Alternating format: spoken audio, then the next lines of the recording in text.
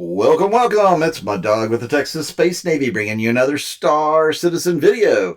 And today we're going to talk about the Intergalactic Aerospace Expo 2952 Free Fly event. I'm also going to tell you or reveal to you when the special sales are going to happen for this IAE. And if you don't know what a special sell is, that's going to be for your big ships. We're talking the Krakens, the Javelins, the Idris, the Polaris, the 890 Jump, the whole E, and a host of others. So stay tuned for that. I'll do that here at the end. But if you are new to Star Citizen and it looks like a game you want to play, please be sure to use my referral code in order to join the verse, because you'll get 5,000 bonus credits when you do that, and it helps me as well. I'm trying to get further down the ranking ladder. I really would like to get all the way down to 1042 at least, the Major General Million Mile High Club. I got a long ways to go. It would be awesome if I get to 2017. I mean, obviously, Morphologist is leading the pack many times over. Like, he could give some of those to us, right? Help a brother out or multiple brothers out. I mean, good Lord. He's done this almost 8 times. He's could have had 8 javelins at this point. Level cap, long ways as well. OD Chat, Nibble, and Ollie. Wow, Ollie jumped up there super fast. So, yeah, guys, help me get up there. I mean, I'm not asking to be all the way up to 38-27, but if you guys can definitely help me if you're new or about to be new to the game and use this referral code, I would certainly appreciate it, as, you know, I can kind of get towards closer to my dream. Okay, let's go back. November 18th through the 30th, the Free Fly event and the Intergalactic Aerospace Expo will be going on. So, during the Intergalactic Aerospace Expo, anybody who wants to join Star Citizen can. It's free. You don't have to have a game package, and they're still going to give you an Aurora MR to loan. They're going to loan that to you to fly around during the Free Fly event, so you can get from place to place if you want to. So each day, every manufacturer, a different manufacturer, will take over the expo. They'll have it for 48 hours, and you'll be able to see all the ships. You'll be able to test fly all their ships and rent all their ships. And so you can fly a bunch of different ships. So starting off on day 1, November 18th, you've got Drake Interplanetary. And we've got the Drake Buccaneer. And there's a little write-up. I don't want to go through all the write-ups on all these because it's going to take forever. I'll just give you my little tidbits on these ships. Small, light fighter, a lot of fun to fly.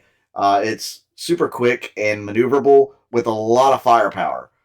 In the past, it's had some durability issues, so if you lose a wing or something, it could make it really tough to fly. But it is a fun fly. Drake Caterpillar, fantastic for freighters, for moving cargo, trade, etc.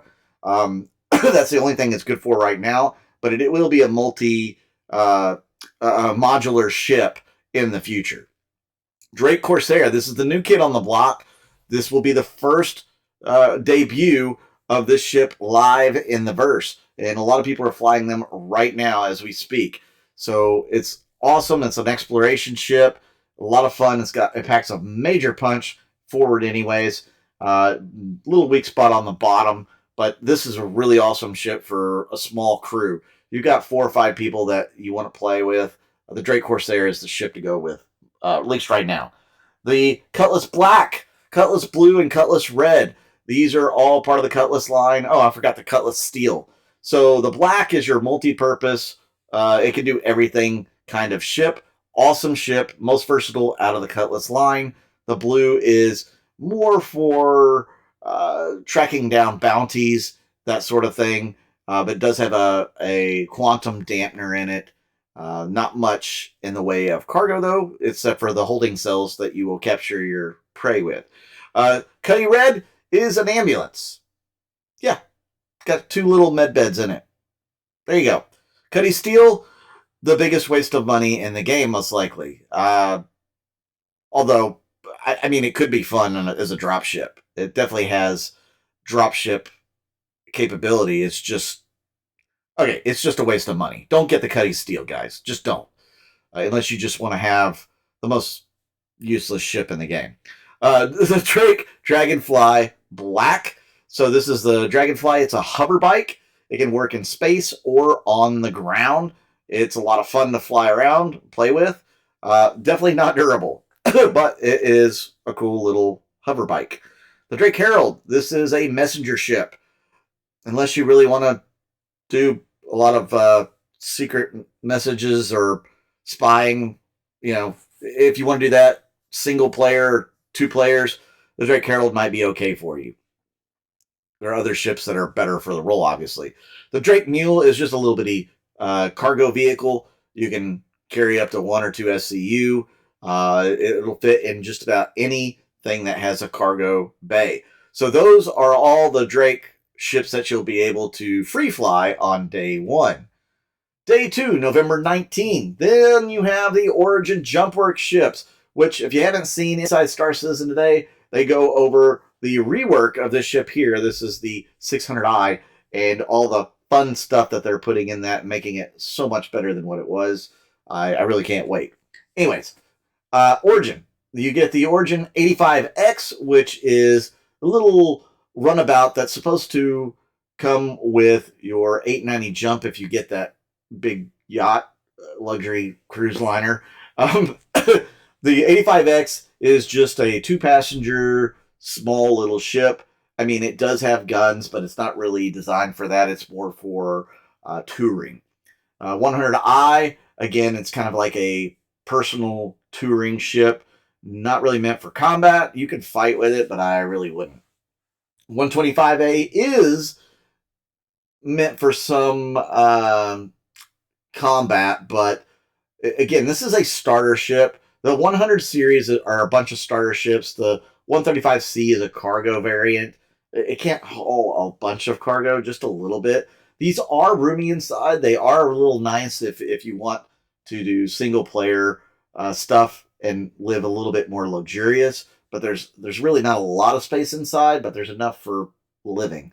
300i, 315, 325, 350. Now you're talking about a little bit more of the mid-tier ship, if you want to call it that, on still single-seaters.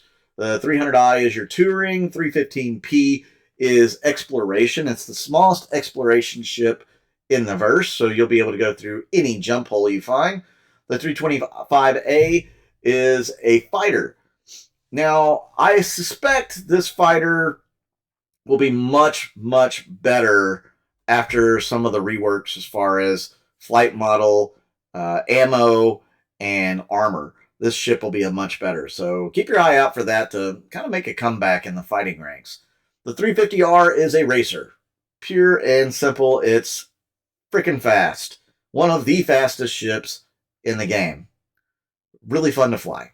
The 400i. That's okay. Yeah, 400i is next. So that is your multi-crew, multi-function ship.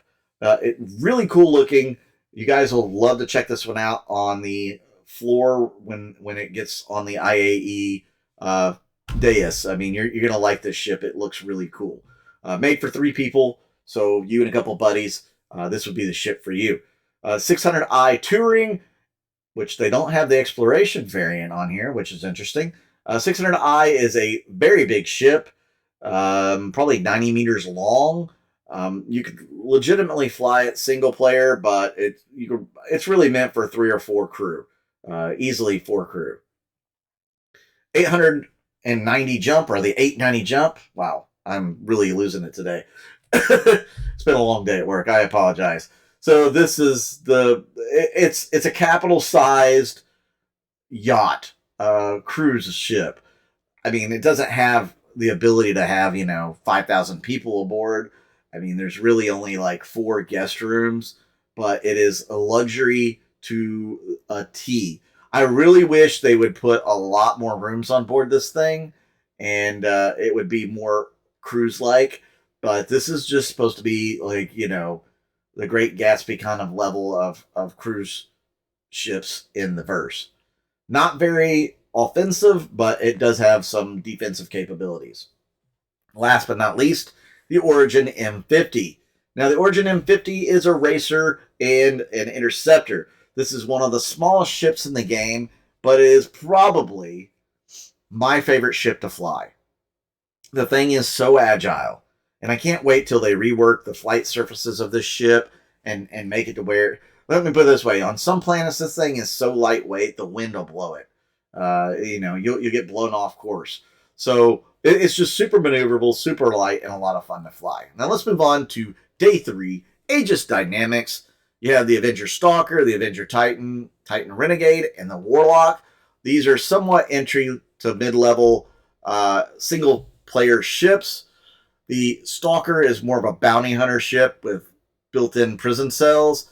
The Titan is a cargo ship slash, small fighter, I guess you want to call it that, or medium fighter. And the Warlock has an EMP generator in it. So it's definitely aimed more towards combat and knocking people out. The Aegis Eclipse is your stealth bomber. That's what this is right here. It looks like a freaking stealth bomber. Comes with 3 size 9 torpedoes, and they can be pretty devastating. One torpedo can take out a hammerhead, which we'll get to down here. The Gladius, great light fighter. One of the best, if not the best, light fighters in the game, period. The Valiant is a special edition of it. It's not real special, guys, so don't get caught up on the wording there. It's just a Gladius with different weaponry and colors. The Hammerhead. This is a multi-crew corvette that has a bunch of guns. We're talking 6 turrets with size 4 Rhino repeating lasers. It's nasty. You don't want to be the only thing that this thing is shooting at because you won't last long. So yeah, if you get a crew of 7, 8 people, a Hammerhead's a ton of fun to play. You just don't want to go against one. The Reclaimer is a massive salvage ship. It is the granddaddy of salvage ships. It will have some capability in 3.18, but since we're in 3.17.4, all you can do with it right now is fly it around a little bit. And then in 3.18, you'll be able to strip some holes. That's about it. Eventually, you'll be able to grab large chunks and recycle them and do all sorts of stuff with this ship. It's going to be a end-all, be-all of salvage. Aegis Redeemer, one of the most feared ships, fighters in the game. This is a gunship, and you can have 3 or 4 people in this thing.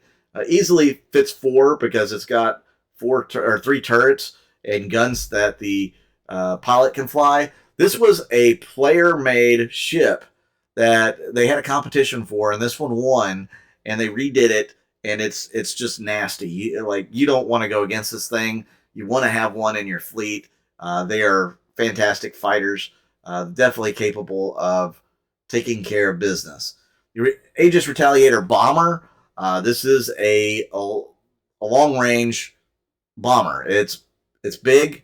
It's got 6 size 9 torpedoes. Used to have 12, I think, or 9. Hopefully they bring back that. But the Aegis Eclipse has 3, but this thing's more than twice the size, length, and has double that. Now the Retaliator also has a base version, but you can't fly it. That will have modules and stuff that you can switch out. Aegis Saber, Saber Comet. These are medium fighters. They're kind of like stealth fighters that Aegis made. They're not real good right now, but eventually when things get reworked, I think the Sabers are going to be phenomenal ships to have. Then you also have the Vanguard Harbinger, Hoplite, Sentinel, and Warden. These are long-range, heavy fighters. They can take a beating. Probably best if you have a second person in these ships with you. They can hold their own single player, but if you don't go up against like a Gladius is probably going to wipe the floor with you unless you have that second person in your ship. And even then, it may be a pretty close fight right now. These will be much harder to kill later on in life when they have armor in the game. So, day 4. I know this has already become a long video, but you guys like it, right? Aopa, Banu, Asperia, and Gaytak. This is the Alien Day of IAE. Starting with the Car2All, which is a light fighter or exploration ship. It's changed roles several times through the years. It's kind of a piece, if you ask me.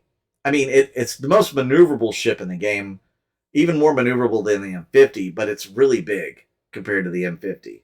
So you really don't want to use this thing in a fight, as it's a big target.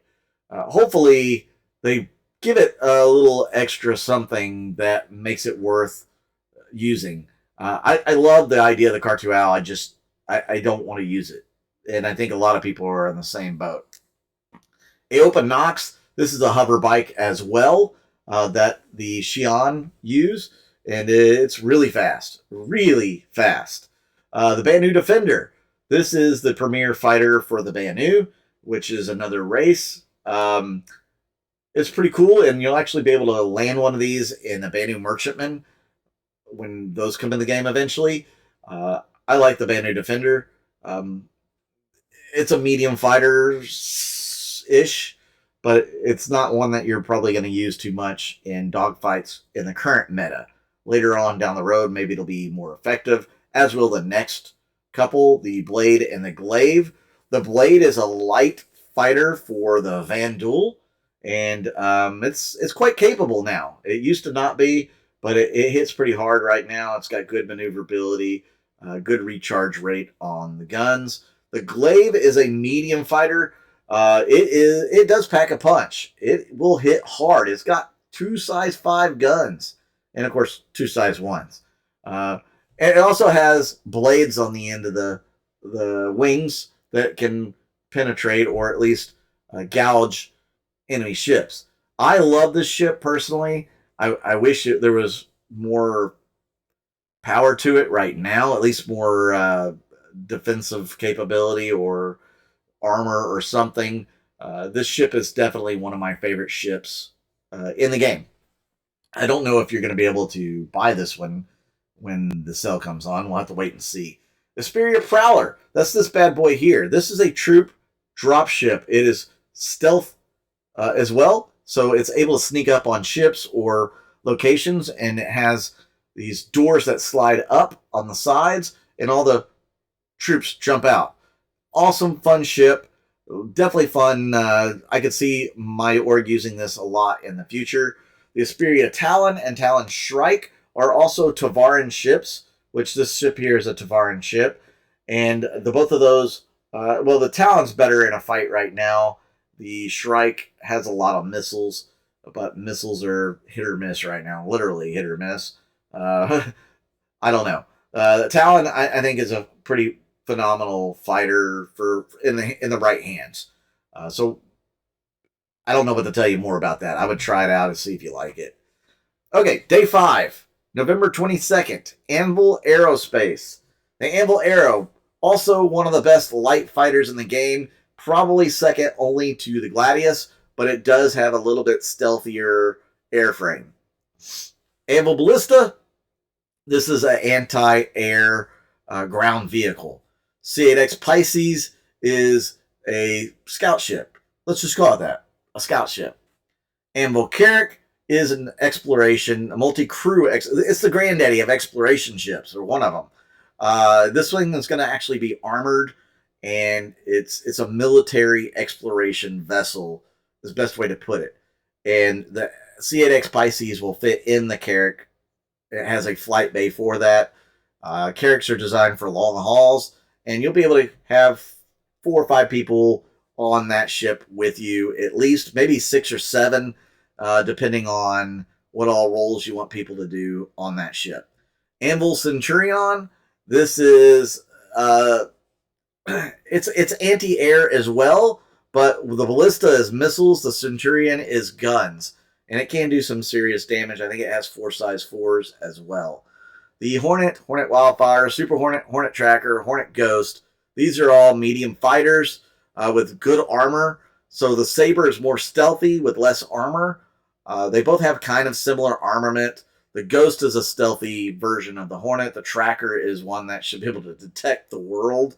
The Super Hornet is a 2-seater medium fighter with a heavier loadout, with heavier armor. The Wildfire Also, kind of like the regular Hornet, it's just a special edition version. Gladiator. This is a two-person bomber. Not actual bombs, but torpedoes. So it carries size 5 torpedoes, which really do nothing to bigger ships.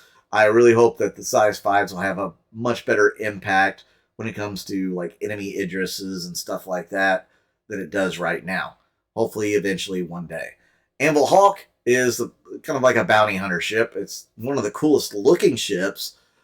I don't like fighting in it currently, but it does have like 6 weapons and it can do some damage. I believe it even has an EMP. Anvil Hurricane is a nasty, nasty heavy fighter. Now, the thing looks like a medium fighter, but it packs a serious punch. Now, it doesn't have the strongest shields or armor. It is all fight or all, bark. Well, no, it's bite. It's all bite. All bite, no defense. Awesome, fun ship to play with a partner. Make sure you have somebody in that turret, otherwise it's not worth it. The Spartan is a troop transport vehicle, ground vehicle. The Terrapin is heavily armored and it has a nice scanner for recon and exploration. So this is like the ship you're going to send into asteroids ahead of the main flotilla or into another system first to kind of check everything out and see, if it's safe to go in with the rest of the fleet. The Anvil Valkyrie, awesome, fun drop ship. I have a lot of videos with our Valkyries. I love that ship. It can store up to 20 troops in jump seats, and it's got plenty of space for a rover or like up to 4 Cyclones, which are like cars, ground cars. So yeah, Anvil Valkyrie, awesome, fun ship. Day 6, November 23rd, Argo, Consolidate Outland, Greycat, and Kruger. So we start off with the Argo Mole. This is a multi-crew mining ship. My org uses these religiously every week. If you're into mining and stuff, you may want to look up my org because they do a lot of it. We got guys that are all about the mining, and the Argo Mole is the best at it in game right now. It's a 3-person ship, and if you've got people that are all on the same page, it works great. Actually, I think it's 4-person. It's 4-person, right? 3 or 4. You get the idea. The MPUV cargo, don't bother. MPU personnel, again, don't bother. You get these with Idris or Javelin. You don't need these. They don't have jump capability. They're kind of a waste of time, space. Argo Raft. Now, this is an interesting cargo vessel. It's for entry-level haulers, it says, or old pros alike. It can carry up some decent-sized cargo in... it's more picking up the containers and dropping them off, which is kind of neat. Consolidated Outland Mustang, Alpha, Beta, Gamma, Delta. So these are entry-level ships. At least the Alpha, the Beta, and the Gamma. The Alpha's like a everything ship, whereas the Beta is more for exploration.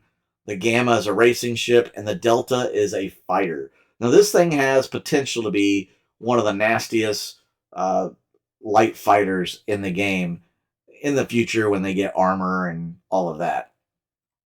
Consolidated Outland Nomad, really interesting ship. It doesn't land per se; it hovers, and it's like a pickup truck. It's a space pickup truck, and it has a decent punch to it. So if you want to have a space pickup truck, the Nomad's your ship. The Greycat Rock. This is a single-person mining vehicle, so it's used for mining on planets. It's the size of a golf cart, a little bit bigger maybe. The Rock DS is a dual-seat mining ship or vehicle. It's made for 2 people to mine on a planet's surface. A little weird. I mean, is it better than the Rock? I mean, it has more space. I don't know if I'd call it better. It's weird. The Greycat STV is a Jeep. Plain and simple, a freaking Jeep. And they have a few different versions of that. Greycat PTV is a golf cart. And it's my favorite vehicle in the game. like ground vehicle. It's so fun to drive. They do have racing available with the PTV that'll be available in different locations in the verse with this patch. Kruger P-52 Merlin is a small snub fighter. This thing nestles into the Constellation series of ships, as does the P-72, which is a little bit fancier version of the Merlin. It's got great handling, and it's got 4 guns instead of the 3, but they're all smaller size. Crusader Industries Tumbrel Land Systems, both on day 7, November 24th. You've got the Crusader Ares Inferno and the Ion. Well, okay, these are heavy fighters, and they're not even geared towards fighting other fighters. These are geared towards taking out capital ships. The Inferno uses a size 7 Gatling gun. It will shred things, or it's supposed to. The Ion uses a size 7 laser cannon, and it should also shred things. And when it first came out, they both were more than capable of shredding things. We're talking 1 shot, 1 kill with the laser cannon. And that's the way it should be, CIG. But they have nerfed it since, and you will hardly ever see anybody fly these anymore because they suck. Moving on. Crusaders A2 Hercules, C2 Hercules, and M2 Hercules.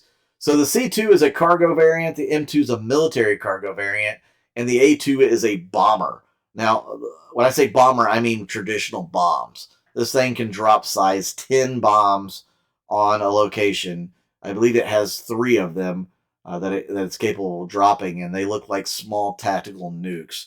So a lot of fun to play that. You can also have, like, I don't know, 8 people on your ship or something like that on the A2, and all of them would be able to man turrets and everything, and it's just kind of like a moving flying fortress, really, is what it is. C2, you can carry up to 2 tanks or a crap ton of cargo. The M2, you can carry a tank and cargo, or cargo, and 20 drop, troops for drop ships, capable stuff. So M2 is pretty cool if you're going to do quick landings and drop troops off, though I would say the Valkyrie probably exceeds that a little better. Though the M2 can carry a tank or even a ballista, something along those lines. That's one advantage it has. Crusader Mercury Star Runner.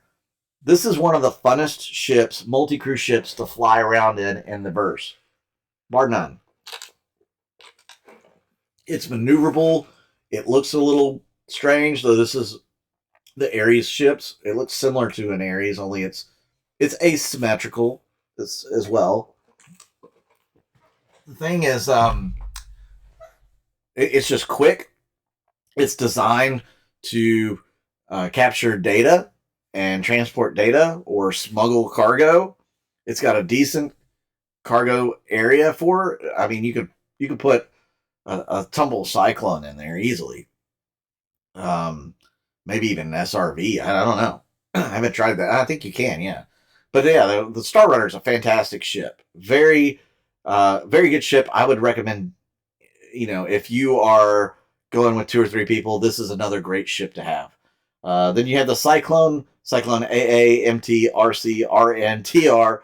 These are all ground vehicles. They're all ground. They're almost like Jeeps, or more of a car than a Jeep. The AA has EMP functionality and anti-air missiles. I didn't know it had the EMP. I didn't remember that. The MT has both missiles and ballistic cannon. The RC is racing. The RN is a recon variant, and the TR is kind of a combat buggy so it's got ground weapons. The Tumbrel Nova is a tunk. It is big, it is bad, it is nasty. It has a size 5 cannon on it. It's definitely capable of taking out ships and ground vehicles with ease. Day 8, November 25, MISC. So we have the MISC Freelancer, which is a multi-crew freighter. Honestly, you can single seat this one easily, but it can support a crew of 4. It's kind of small for a crew of 4, to be honest.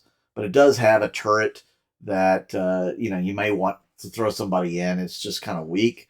The Misk Freelancer Dur is the exploration version of the Freelancer. It still has a little bit of a cargo area, kind of like the regular Freelancer, just smaller, but it's got improved scanners, jump drive, and fuel tanks. The Freelancer Max is all cargo. It's a bigger or fatter version of the Freelancer, so it can carry much more cargo.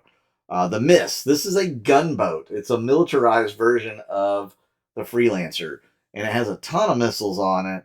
It's got decent firepower and armor, but it's kind of fallen out of favor in the current meta because it doesn't have most of the Freelancers don't have a lot of a visual capability when you're flying the ship. It's just there's not a lot of openness. We've got the Hull A, which is a transport ship. It's like an entry level one. The Prospector.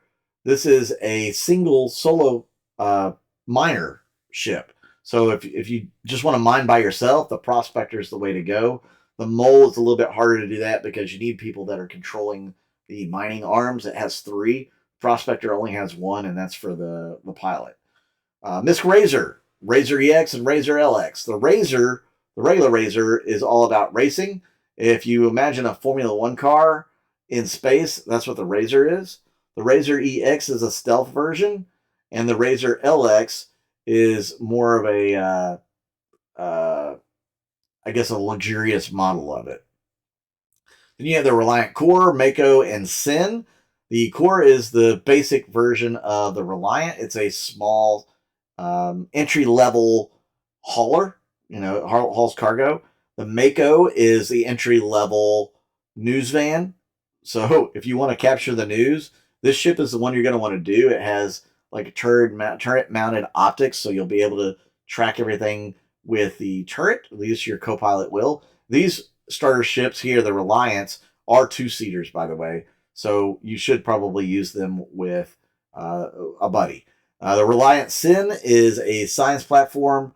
Really no use for it right now. The Reliant Tana is a great little light fighter. This thing is overlooked a lot. It's capable. I mean, it can pack a punch. It's not for everybody. It's a big target, which is probably why it's not used as much. But it's decent, and when the armor comes in the game, this thing's gonna be able to defend itself pretty well. Then you have the Misk Starfarer, which is dedicated to fuel refining and distribution. The Gemini is the military version, so it trades out some fuel capacity for armor and a missile launcher. Both of these are capable of refueling ships in the middle of nowhere or wherever. You can do that in-game now. And then finally, not last but not least, Robert Space Industries, Day 9, November 26th, the granddaddy of all space ship companies, is going to have its day. So you got Aurora CL, Aurora ES, Aurora LN, and the Aurora LX, and the Aurora MR. That's 5 different Auroras, which are all entry-level ships. They're Tier 1 ships, all single-seaters, and they have all different roles you'll be able to read here. The constellation Andromeda, Aquila, Phoenix, and Taurus. These are all 4 or 5 player multi-crew ships. The Andromeda is a multi-crew, multi-purpose ship. The Aquila is more for exploration. The Phoenix is for luxury or VIP transport. And the Taurus is designed for cargo. The RSI Mantis. This one's a quantum enforcer. It can pull people out of quantum, and it can keep them from going into quantum. And then you have the RSI Scorpius, which is a heavy fighter that looks like an X-Wing or a Star Fury. If you know what Babylon 5's fighters look like, then you kind of have a better idea what this thing looks like. And it's capable of putting a lot of fire down range. It is a 2-seater, so the second person, whereas not 100% necessary, I would say it's still pretty necessary to have that second person in order for this ship to be worth anything in a fight. And then you have the Ursa Rover, which is a ground vehicle. Imagine the ATV or whatever you want to call it in Aliens, the little black rugged vehicle that they take into the facility when they land on that planet. That's closer to what a rover Ursa rover looks like. Then day 10, November 27th, we have the best in show ships. As you can see, it's going to be the Mercury Star Runner, the C8X Pisces, the Scorpius, and the Carrack, and they're all going to have this red paint. So if you have one of those in game right now, you'll get the red paint for those ships at this time. If you don't have one of those ships, I'm sure they'll be made available for you to purchase during that section of the IAE. And then moving on, the finale, day 11 through 13, the 28th through the 30th, all previously available flyable ships will be ready to test fly via the rental kiosk. So there you have it. That is Intergalactic Aerospace Expo in a nutshell. Let's go ahead and check out the FAQ that they brought out so that you know everything you need to know. What is IAE's Intergalactic Aerospace Expo? When is it taking place? The 18th through the 30th. What time does the event start? 10 o'clock Central, guys. 10 o'clock Central. When does the free fly start? 10 o'clock Central. I don't have a Star Citizen game package or in-game spacecraft. How do I travel to Microtech for the event? Well, for the duration of the IAE, every account has access to an RSI Aurora MR ship. After getting started, head to the nearest ASOP ship terminal to access it. Where does the IAE take place? Where do I have to go? It's at the Tobin Convention Center and New Babbage on the planet of Microtech. So way out there. You have to get there and then land your ship and go to the Tobin Convention Center. How do I get to the Tobin Convention Center? Well, first you got to head to the planet Microtech. If that was your first place to visit in the Stanton system, you could choose to spawn at New Babbage, the Aspire Grand, and use that as your primary residence. It makes it a little easier. But if you're already a citizen and you need to travel to Microtech, do that. Jump to New Babbage, then land at the Interstellar Spaceport, and from there, take the Metro in transit system and get off at the Tobin Expo Center. And no matter where you board the train, you'll eventually end up there. So how do I rent a ship? You'll be able to rent a lot of the ships from the ASOP terminals or by clicking on the ship and clicking rent. That's going to be the best way to do it. How long can ships be rented? It's just 48 hours. How many vehicles can be rented? You can rent every flyable or vehicle, just drivable vehicle exhibited at the IAE. Each ship or vehicle can be rented once. Which ships will be free to rent during? Pretty much all the ships are free. Let's keep going. I know you guys are heard enough. You guys only want one thing at this point, and that's when the special sales are going on. Will there be Warbond CCUs available? Yes. Check back each day throughout the expo to see what is available. What is Warbond, guys? Warbond is new cash. New cash. That means you're not melting down a ship to buy something. So will there be quantity stock limited ships? And the answer is yes. Wave 1 will always be 10 a.m. Central. Then it'll be 6 p.m. Central for Wave 2. And then Wave 3 will be 2 a.m. Central time zone. It's got the UTC here and the Pacific time zone. So if you need to figure out where that puts it for you, definitely do that. Let me know in the comments if you're going to get involved with this. On day 1, you have a Drake Kraken for Warbond and store credit, and the Privateer for Warbond and store credit as well. Day 2, the 890 Jump for Warbond and store credit. Day 3, the Idris P Warbond and store credit, and the Aegis Javelin for Warbond and store credit. Day 23 is Consolidated Outlands Pioneer for Warbond and store credit, and then day 25, the whole E is store credit only. Constellation Phoenix is store credit only. So if you have any additional questions, you'll have to go back here. So guys, what do you think about this year's IAE? Are you prepared? Are you ready? Is there a ship that you're going to get that you must get to try out for free and fly during the free fly event? Are you picky? I mean, let me know in the comments down below. Let me know what you want to fly, what you want to experience during IAE. Personally, I have a lot of these ships, but it's going to be fun taking out the new Corsair or the cutters, the Drake Cutter, which isn't on here, but we know it's going to be on the first day. So that's what I'm going to be looking to experience fly around for you guys. Thank you so much for tuning in. I know this was a long video, but I really do appreciate you guys tuning in and watching. Please make sure you hit the subscribe button and the like button, and make sure that you leave me a comment. I'm Mud Dog with the Texas Space Navy, and I'll see you out in the verse.